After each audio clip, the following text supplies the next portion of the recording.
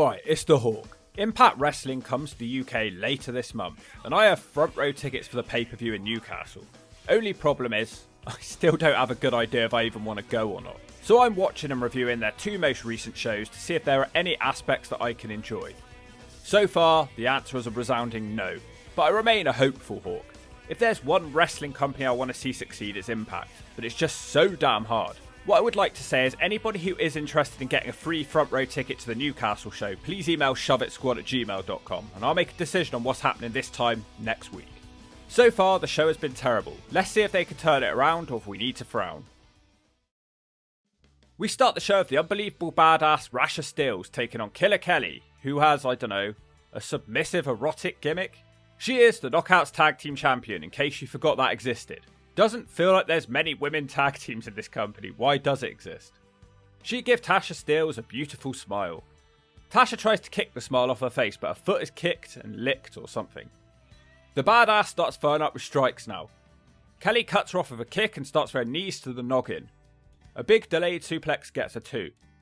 Kelly punts her in the head and Tasha has to bail from the ring. Steelz then makes her fall on her well-padded ass and hits a draping DDT to the floor. Who are we even supposed to be cheering for here? It's two heels fighting for no reason as far as I can tell. The random woman albino referee towers over all the wrestlers for some reason. The crowd decide to eventually cheer for Killer Kelly. Tasha tries a pointless springboard back elbow, but she's awkwardly caught and put in a submission. The albino ref is yanked out of the ring and Deonna Purrazzo is here arguing with people. The distraction gives Tasha Steelz the win. Tasha and Deonna are now friends or something. In the back, a man called Skylark congratulates a woman on her win tonight. What does he mean win? She hasn't even had a match as far as I'm aware. He wants to team up in some wacky match tonight.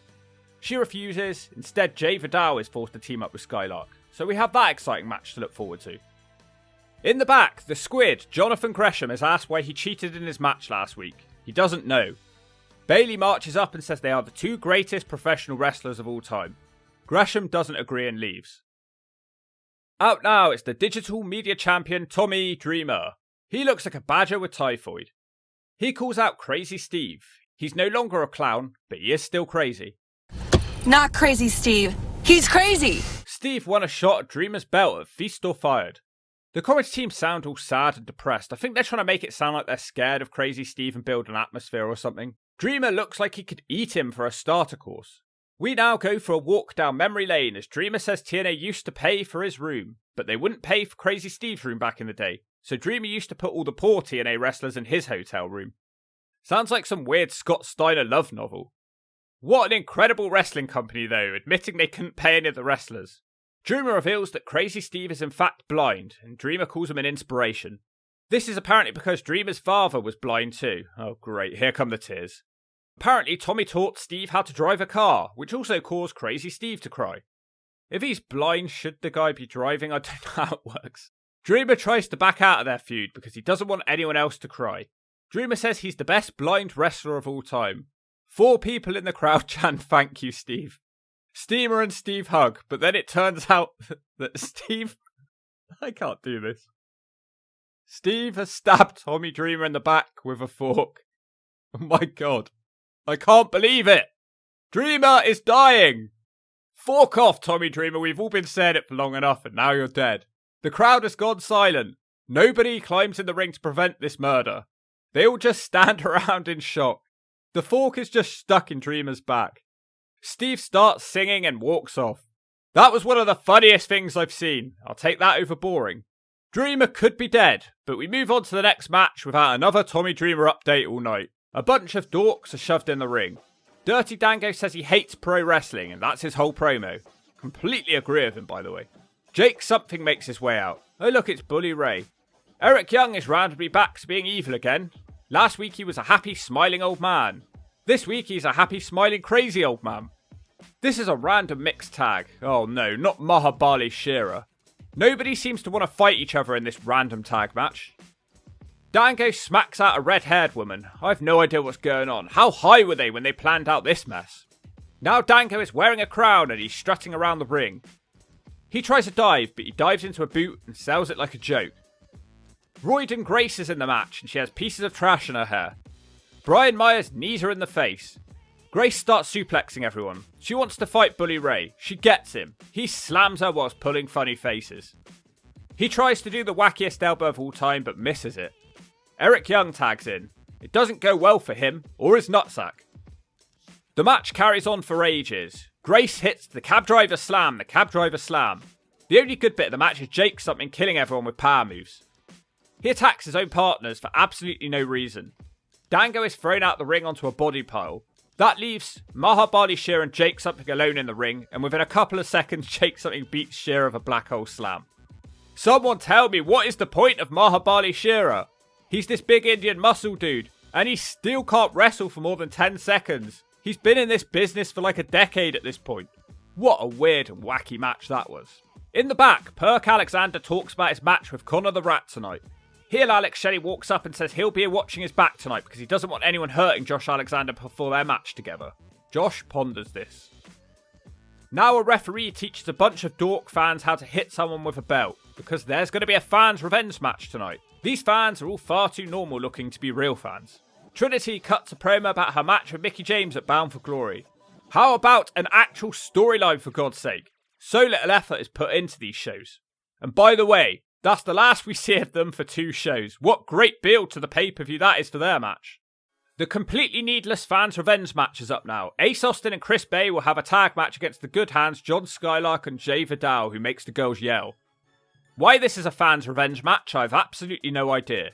Skylark tries to desperately get some heat by cutting a promo about the fans being dorks. The fans must really hate these 4 guys who have done nothing to deserve being in this match as far as I can tell. The fans don't want to hit Chris Bay because they are fans of the Bullet Club. I really hate that they're trying to keep that Bullet Club faction going. I've absolutely no idea what it stands for or even represents at this point. Skylar and Vidal are partners who don't get on. For the 3rd time of the night, the commentary team say those are hips that Elvis would be proud of. This is just another wacky match which is happening for absolutely no reason with no storyline. Is this what it's come to for Impact Wrestling, just having random matches for no reason? Remember when the Dudleys had a fans' revenge match because everybody who was fans wanted to batter the Dudley boys for all their past heel antics? This is not the same thing. It didn't have any build. Skylark gets destroyed by the fans. This poor f***er Skylark. I'm not even sure who he is, but he sure is hated. Probably shouldn't have cut that promo before the match. The Bullet Club win with their little combination finisher and the fans celebrate with them. Every single fan is taller than the wrestlers. Out now, it's Moose. Man, I wish they'd bring back his old theme, it was so much more catchy. Moose is of course the man who won a world title shot in Feast or Fired, but he would have preferred a tag title shot. He'll face Burpa Guja in another match happening for no reason other than it's happening because they want it to. Heel versus heel yet again too. Anyway, it's just a squash match, nothing too offensive. Moose is one of the last few remaining believable people on this roster. Moose beats him with a Uranagi, a discus clothesline, a powerbomb and the spear. Beyond average, Brian Myers is very happy for his friend. Steve Macklin interrupts celebrations. He says that the briefcase should be his because he pulled the briefcase down in the match before being gored by the Rhino. Moose says, "Do you think we're stupid?" The crowd chant yes. But Macklin has ADHD and gets distracted and starts making fun of Bully Ray and PCO. There's about to be a fight when the arena goes black. Lightning and thunder and PCO appears and kills everyone. He is Frankenstein. Macklin is screaming that he's not scared and walks up the ramp. Then Rhino runs out of nowhere and gores him. Rhino looks like about 400 pounds of gravy. Macklin is now a joke. Somewhere backstage, the Little Rascals are spray painting their own tag belts. Santina Morella tells them off. He is the general manager. Bay and Austin challenge the Rascals to a tag match at Bound for Glory. The Mole, Sami Callihan and Rich Swann also want a tag match. They'll get one next week. When did Rich Swann get fat? I think this shows how well WWE do stuff sometimes. Santino was hilarious in that company. In this one, he's nothing but a man with a funny accent. A complete waste of money. Next up, we've got Alex Shelley on commentary for the main event between Connor the Rat and Perk Alexander. This one should be pretty straightforward for the walking Perk popper. Con must have the most boring big man offense I've ever seen, but at least we have a clear heel face dynamic in this match. Alexander misses the Perk salt and he gets powerbombed. Shelley compares Josh Alexander to Perk Angle and AJ Styles on commentary. Then there's a ref bump. Alexander smashes Connor out the ring with a crossbody to the back. Hillbilly Cody Deaner tries to hit Alexander with a chair. Shelley stops that, but Alexander accidentally hits him down. Seconds later, we're back in the ring with Alexander applying the ankle lock and the set-out pile driver for the win. In the post-match, Alex Shelley argues with him about the punch. Perk shoves him away, so Shelley hits him with the shell shock. Mr. Shelley seems very conflicted over his actions as he stands over Alexander, and the show ends. God, they're crying out for some effort. Put in a storyline. Minus the main event, the show feels like an indie show of a bunch of random matches happening for no reason whatsoever. Anyone who disagrees with that statement did not watch this company in its heyday. This is not why I fell in love with professional wrestling. I get that they're poor nowadays, but they can do better. You don't have to have loads of money to write some storylines. They've got one more chance to redeem themselves, as I have to make it for a second show now.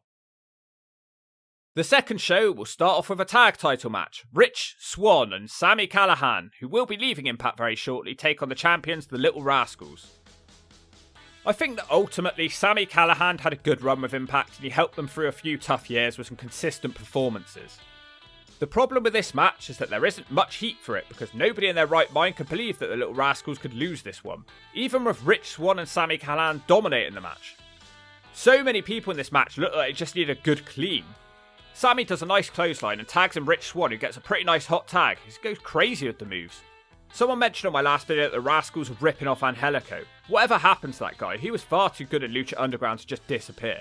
This match just goes on forever, and it's just another pointless match happening for no reason. Sami does what they call a reverse chokeslam, which when you think about it, it isn't really a chokeslam at all. Hilariously, the referee snatches a tag belt from one of the Rascals. They aren't strong enough to cheat. It seems like the Rascals are going to win it when they spray paint someone in the face, but they can't win it. Callihan and Swann can't win either with the Cactus Driver, even though that move has beat loads of far better people. The Rascals suddenly win the match by beating Sami Callihan with a standing moonsault. Why was that enough to beat two former World Heavyweight Champions in this company? Anyway, Sami is leaving and it's going to be a major loss. One of the few people in this company who can play a character and he wrestles a different style. Whether you like him or not, he is different and different is important and he will be a loss. Kenny King is running down his little friend. It sounds like nobody likes them. Kenny King's son sounds like a complete pussy. He's crying and whining like a bitch in a high voice. Kenny King's promo is a million times better and it's more intense than his. King says he's going to beat up Heath Slater. The white, red and black Killian King is interviewed too. She's moaning about something. Santina walks up and accuses the witch of killing her former partner Taylor Wilde. She admits she did it. What a revelation that was. More follow-up from that wacky tag match on the last show. Apparently the winning team get to have another match to determine their place in a gauntlet match. And now we get to see that extra match which determines who gets number 20 in the gauntlet. Why couldn't the last match just have the winner getting number 20 in the gauntlet? Why have two matches to determine something pretty simple? Royd and Grace is in this one. Just give her the title. It couldn't be worse than most of these geeks. At least it'll get people talking. I guess Jake something could be an alright champion choice. Maybe he's a bit bland and it's a bit too soon for him. Let me know down below. That generic rock music needs to go though, it hurt my ears. Even in this match with main event implications, wrestlers are doing wacky things and not taking it seriously. Jordynne Grace is double team rammed in the corner. We do get to see the roid rage from Jordynne Grace, but she can't get the free. Jake something almost wins with the powerbomb, but he can't win either. The crowd are starting to get behind him though. We get a Tower of Doom. Again, Royden almost wins, which doesn't work and she's leg dropped. Eric Young's elbow drop doesn't work either. Then, what the f***? Vladimir Kozlov is on the ramp, looking like a mob leader. This guy looks like the f***ing boss. He looks like a complete nutcase. He stares down Jake something. Kozlov headbutts him, which leads to Fandango winning. Kozlov is with Fandango. What? Well, that was random. I really didn't see this one coming. Does Kozlov even wrestle anymore? Can he bring anything to this show? I don't know. Pre-recorded video package of Crazy Steve singing about Tommy Dreamer again. He says he only stabbed Tommy Dreamer in the back because Dreamer was going to do it to him first. I guess Dreamer's alive. Speedball Mike Bailey issues an open challenge for next week. Yes, because they can't be bothered to think of an interesting storyline, so everyone just issues open challenges. Ugh, more horrible music. Rosemary is no longer Rosemary and she is now just plain old Courtney Rush. Courtney Rush is apparently a homeless crackhead.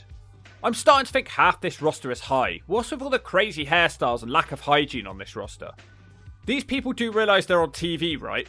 Is this the roster you've got to be on if you've given up on your wrestling career? She takes on Rasha Steels with Deonna Purrazzo. They are friends now. I'm begging you, Impact, hire a couple of girls for sex appeal. Yet again, you're excluding and not being diverse enough. Everyone argues with me on this point. If I'm wrong, why doesn't every TV show feature mainly nothing but standard looking people off the street? Someone seeing this for the first time wouldn't have their eye caught by anything because no one looks memorable. They all just look like a circus act. You must have some good looking people on a TV show. It's been this way since the beginning. I am not saying everyone needs to be this way, but just a couple. Please. Bring back the cage dance. No, I'm kidding about that. Sort of. Rasha twerks her non-existent ass at the old hag on the outside. Courtney Rush has a huge argument with the hag on the outside. Apparently she thought it was a tag match. What a dumbass. Tasha Steelz wins yet another match, which had no reason to be happening. The commentary team say there will be a women's tag match at Bound for Glory, and that's it. That's the entire storyline and hype for that match. Yeah, I won't be buying that show. In the back, Bully Ray and Steve Macklin have a meeting. Bully asks if Steve Macklin called him SAWFT, soft. He admits that he did, and Bully says cool and walks off. I'm not sure where any of this is going. Then, they randomly announce a Monsters Ball match with Moose in it. Why? Where the hell did that match come from? And why a Monsters Ball match? What the hell warranted that? Isn't he the number one contender? I guess he could still come out at the end of that show and kill everyone and win the world title, but that might be giving them too much credit. Give me a damn storyline, not countless matches without a story. I hate everything. This show is so boring and pointless. I know. That does it. Just when things were bad, it's Eddie Slapnut Edwards. And it sounds like we're about to see plenty of him because he's having a best 2 out of 3 falls match against Frankie the Future Kazarian. Slapnuts quickly wins the first fall with the Boston Knee Party. Edwards is another man with coloured hair who needs a bath. Frankie Kazarian wins the second fall with a chicken wing submission. The final fall is a last man standing. Hang on, why isn't this match on pay-per-view? Assuming this feud isn't carrying on after this. Admittedly, the final fall is hard hitting. Kaz tries his best to make Edwards lose a few more brain cells, and he didn't have many in the first place. They're throwing each other all around the outside of the ring. There's a nice spot with Kaz recovering in the ring into a cutter. Later on, there's a nice hip toss on the steel steps outside. Kazarian hits an Unpredator on the steel steps, which is somehow the first time of me seeing that in wrestling. At least I think it is. Kaz tries to send Eddie through a table, which is stopped by Miss Piss, Eddie Slapnut's wife, and a kendo stick. Kaz just won't die though, and he nails a Styles Clash on the ramp. He is fighting for the TNA name, or something like that. Kaz has ADHD though, and he goes charging after Slapnut's wife. Kaz picks her up, and runs, and drives her through a table. Damn, I didn't know Kaz had it in him. Calm down, boy. NWA Impact brings you the Smack of the Week, sponsored by all new Blonde for Men. If you're a brown-haired Potter, put some blonde in it. It makes you look hotter. Oh man, this guy Frankie the Future Kazarian, this guy's gonna be the future of our industry one day, man. He just picks up Eddie Slapnut's wife, Miss Pierce, and he just drives her through a table. Damn! Man, he crushed her and crumbled her like a cart driving into a lorry. And he sure didn't say sorry. That was the NWA TNA Smack of the Week, sponsored by Blonde Just for Men. Get it? Got it? Shove it. Kaz isn't done, and he smashes Edwards with a fade to black through the table. And that should surely end the match, and yes it does. Kaz wins the match, and that should put this feud to bed, which is a strange time to do it a week or two before a pay-per-view. But who knows, maybe they'll have a piss on a pole match next. To be fair, it was a really great match, and it was one of the better and more intense matches I've seen for a while on this show. It's just a shame it was slapnuts. If this match was on AEW, everyone would have praised it, so credit where credit's due. One of the best matches on Impact I've seen for a while. I really want to like this show, but it just feels like only the world title feud, Dreamer and Crazy Steve, and Kaz and Slapnuts have anything resembling a storyline. And I can't really lie and say any of that interests me. My main advice for Impact is stop trying to be like everyone else and craft your own identity and build your own loyal fan base, and that's probably the best you can hope for at this point. Make sure to register your interest for the TNA front row ticket in Newcastle, and I'll be back with more information next week, and if you don't agree with that, you're not allowed to speak.